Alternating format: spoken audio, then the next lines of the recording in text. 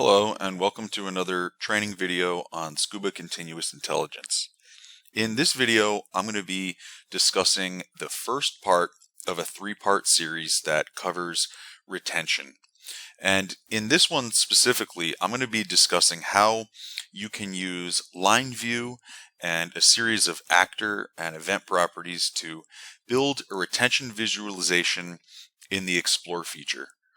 The other following two videos will discuss how we can use things like bar view and number view to count things like the number of new users, churned users, returned and retained users.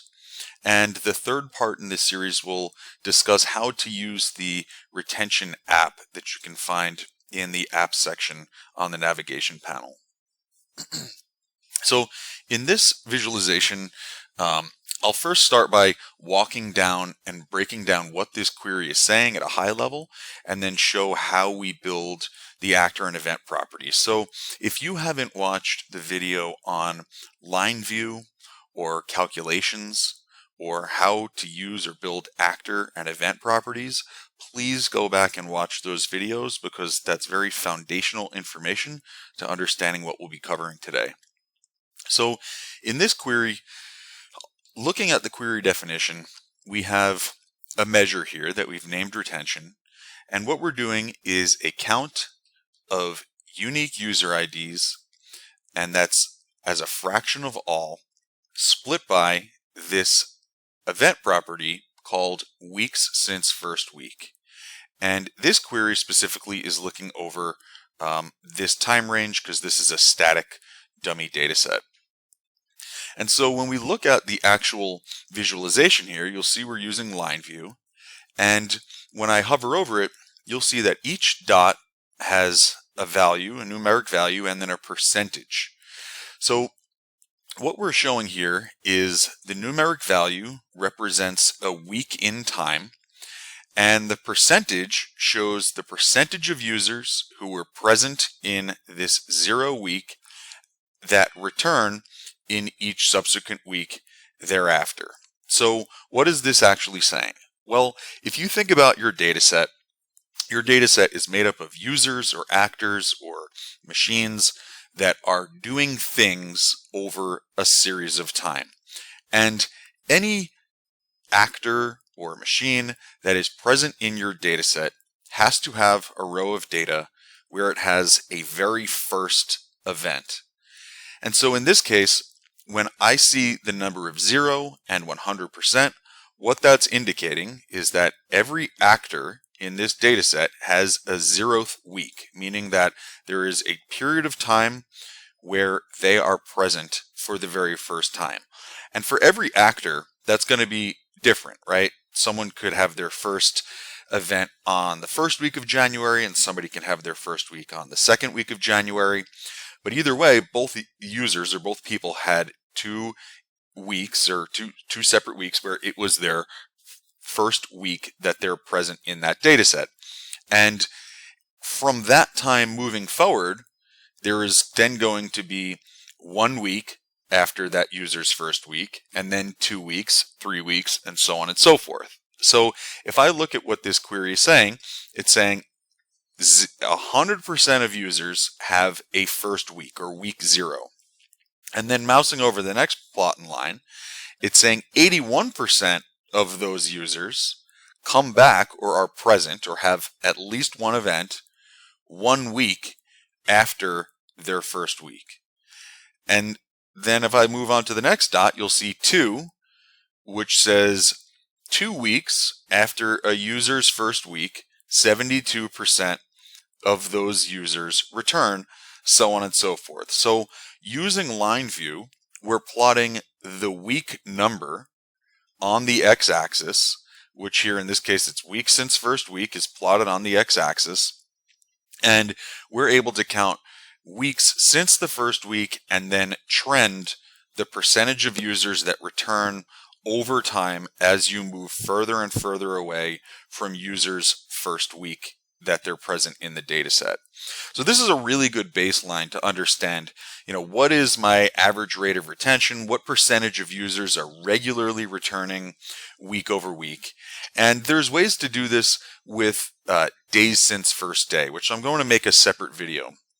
So if I start digging into how this week since first week is created, is when we start needing to build actor and event properties and nest them together. So I'll start from the very top. So if we look at what we're creating here, the first component is we need to take weeks or just time in general and bucket them into a week-long period, a 7-day period. So the way in which we go ahead and do that is we build an event property, and in this case we're using the calculate method. And what we're doing here is we are taking our value of timestamp. In this case it's TS. For other users, it could be whatever, timestamp, time_stamp. And we are dividing it by the number of milliseconds that make up a 7-day time period. So 7 24-hour time windows break down into this many milliseconds. And so if I go ahead and divide our timestamp by that, it then returns a numeric value or a number for each week. And so 2,400, what does that mean? So the data, or the data warehouse on the back end, is a time series data warehouse. So it stores things in time series in epoch milliseconds, and that looks back to January 1st, 1970. And so what this is saying is this bar here and this bar here represents a 7-day time period that is chunked up since January 1st, 1970. So this is week 2,399 since that period in time, and this is week number 2,400 since that time back in 1970. So what we've done is given a number to every single week since that point in time to now. And so that should cover everything in your data set as well. So the next piece to build is to say, okay, well, I have that week number, meaning I've given a numeric value to every single week in time. And now what I want to do is build an actor property where I'm looking at my user IDs in this case, and I'm using the show method to show the first week number for our users, right? So if I look at what this output is showing here, for example, there are 25,680 unique users who had their first week in week 2,336 since that point in time back in January 1st, 1970. And you'll notice that the time range over here is looking from the beginning of time to now. And so beginning of time will cover the full length of your data set. So over here on the legend, you'll see each week number and then the number of actors or unique users that are having their first week at that period in time specifically. So the third thing to do, now that we've created this week number event property and we've created this first week number actor property, is to nest them into a third property, which is going to be an event property. And so in this case, we're building an event property and we're using the calculate method.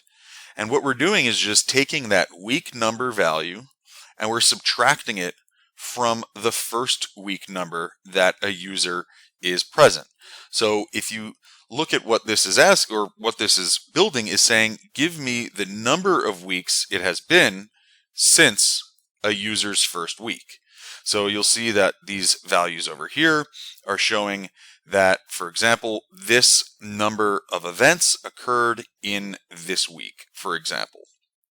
So if I go now back to the line view or the actual retention query itself, you'll now be able to see that this week since first week, which is just calculating the difference between the current week number and a user's first week number, you can now say, from a user's very first week, tell me what percentage of users have events looking at every single week that we've chunked up and giving me the percentage of users that are present in that time. And the reason why it's a percent is because we're doing this as a fraction of all, and then we're formatting this as a percent.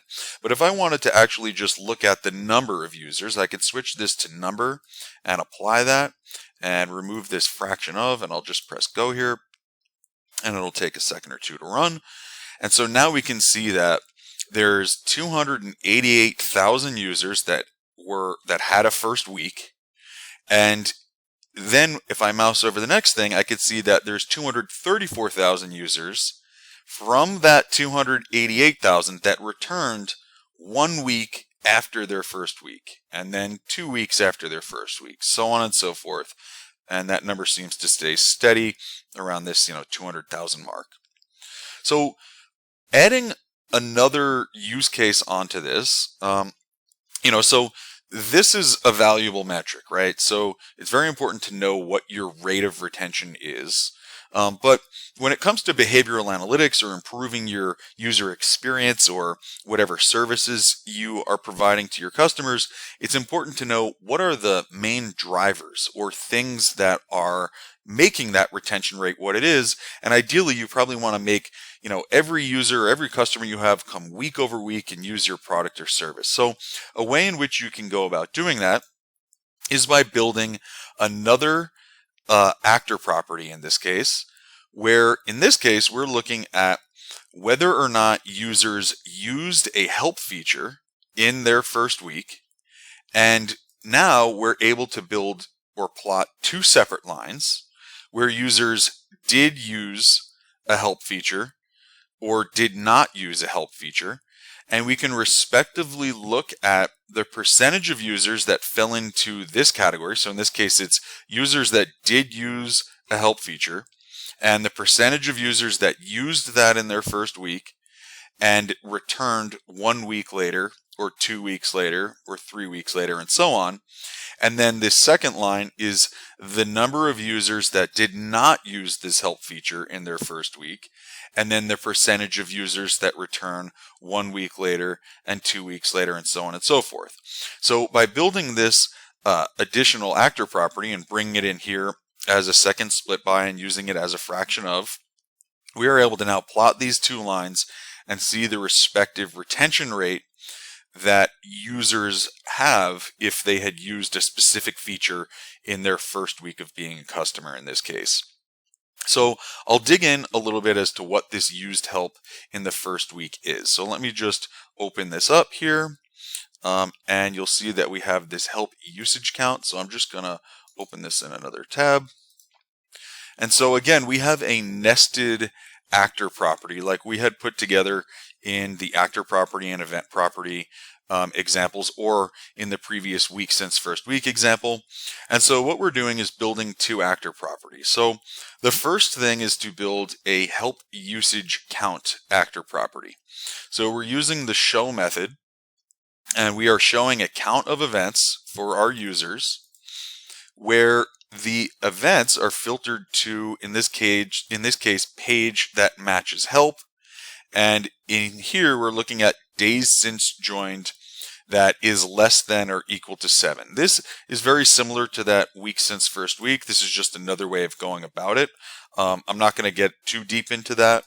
But what this is looking at is saying in a user's first week, the first 7 days since a user joined, filter to events that match help, and give me now the count of those numbers of events that users do in their first week. So if I mouse over this bucket of 1, you'll see that there are 32,800 unique values of user ID that had performed one help event or page that matches help event in the first 7 days since they joined. And this is looking at all users since the beginning of time to now. So every user has a first week, like we had already covered, and every user either will or will not use this help feature. As you see here, there's users that don't use it at all. And then there's users that use it once or twice or 3 times, so on and so forth. And so each user has to fit into one of these categories. Either they didn't use it or they did use it, and then the number of times they used it. And it's giving us the count of those users that fall into those buckets. So taking this and nesting it into another actor property, which is using the filter method, will allow us to now filter to user ID actors where their value of help usage count is greater than 0, right? So this is a binary result, right? It's saying now there's either users that are in this category where it says that they did use help, or there's users that are not greater than 0, right? Meaning they match the value of 0. So they did not use help, just like how we have right over here. So going back to the actual query itself, which I have to click here, we can now see that this used help in first week gives us that binary result of users that did use help and the percentage of them that return week over week, or users that did not use help and the percentage of them that return week over week.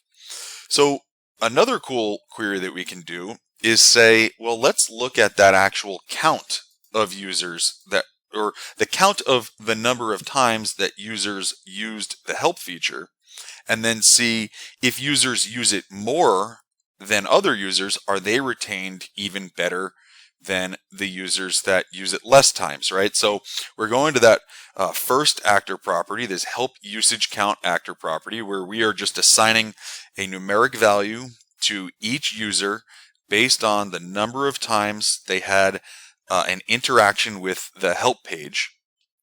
And so now we see the individual count. So in this case, these are users that did not use the help feature.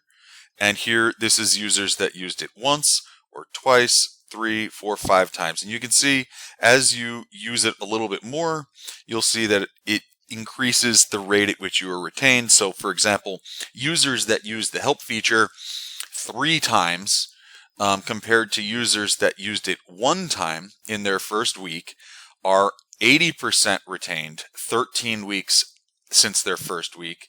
Whereas if you use it 3 times in your first week, you are 86% retained in your 13th week since your first week. So this is an indication that not only is using the help feature in your first week going to increase retention, but it's also going to increase if you use it more times than if you don't. So if you have any other questions, please continue to watch the additional videos on the retention series, or if you are interested in learning about other features in the product, please watch the rest of our videos or reach out to help@scuba.io. Thanks.